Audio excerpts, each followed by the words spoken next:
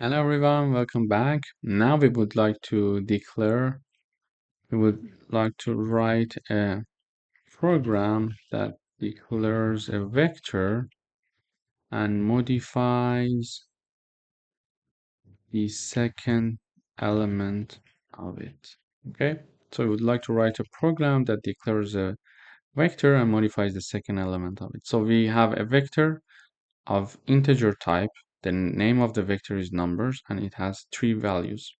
So we would like to modify the vector called numbers and the element that has the index of 1.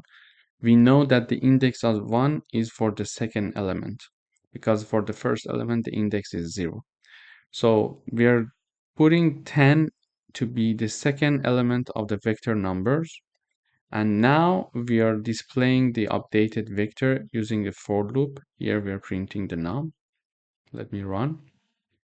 Okay, great. So basically we see here the original vector was 1, 2, 3. Then we modified one element and now we are having 1, 10, 3 as to be the new and updated vector. So this is how we can modify elements of an array directly. We could modify also the third element or the first element. It depends on what we want to do, but this is how we can basically use a syntax to do that. Thank you for watching.